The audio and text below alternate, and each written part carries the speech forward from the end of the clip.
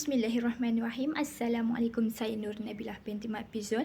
Dan sekarang saya berada di Bido Perak, di mana terdapatnya salah sebuah rumah tradisional Melayu lama yang hampir 100 tahun kewujudannya berada di sini.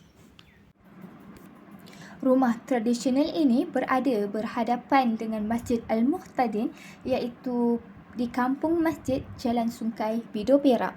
Rumah ini dikatakan hampir 100 tahun dan ianya telah menjadi salah satu lambang keunikan serta keasliannya. Menurut Encik Azman bin Abdul Rashid, 64 tahun, pemilik rumah tersebut yang merupakan generasi keempat itu berkata, beliau telah menetap di rumah tersebut sejak beliau lahir lagi. Dan rumah tersebut telah mempunyai pelbagai kisah. Rumah tersebut juga pernah didatangi Raja Muda Perak pada ketika itu kerana moyangnya mempunyai hubungan yang rapat dengan Raja Muda Perak pada ketika itu. Rumah ini juga mempunyai dua telaga pada bahagian tepi rumah tersebut dan rumah ini dibina oleh tukang bina iaitu merupakan orang Melayu. Di rumah ni terdapat dua telaga, satu telaga minum dan juga satu telaga untuk mandi.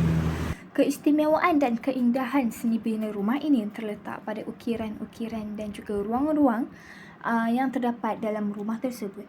Terdapat 3 bahagian pada dalam rumah tersebut, iaitu ruang tengah, selang dan juga ruang dapur. Tiang rumah ini dibina dengan menggunakan kayu cengal dan juga simen konkrit sebagai alat tapak rumah. Tiang ini dibina tinggi bagi mengelakkan dari serangan binatang buas dan juga banjir.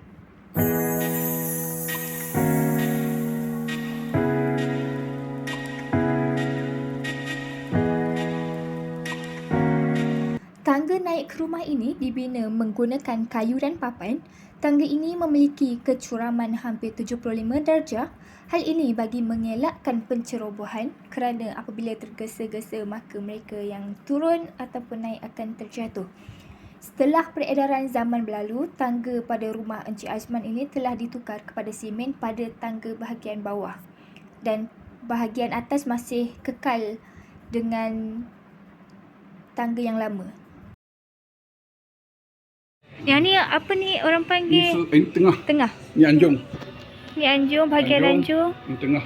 Ni tengah. Ini selang. Boleh pergi? Selang dapur. Selang dapur. Ini selang. Yang panggil tengah-tengah ni. Penurun ni selang.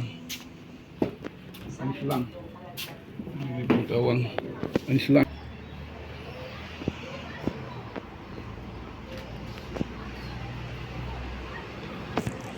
Pintu utama pada bahagian hadapan dan juga belakang rumah mempunyai selak kayu yang kukuh dari dalam rumah dan ianya bagi memastikan keselamatan tuan rumah tersebut. Pada bahagian atas pintu iaitu kepala pintu terdapatnya ukiran-ukiran yang menarik yang menggunakan motif floral. Pada bahagian ini terdapatnya andai-andai. Pada bahagian selang terdapatnya ukiran tebuk tembus yang merupakan motif silang pangkah.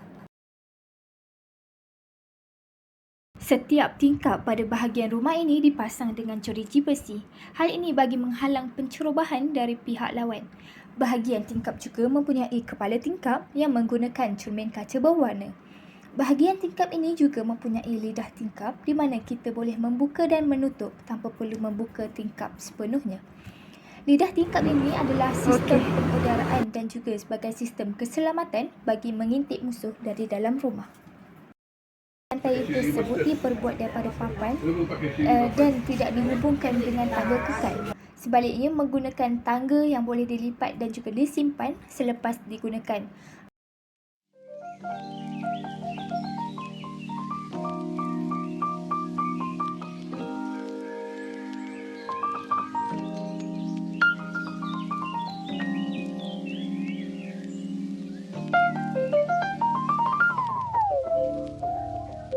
Pakai siri pasal. Dulu pakai siri papan.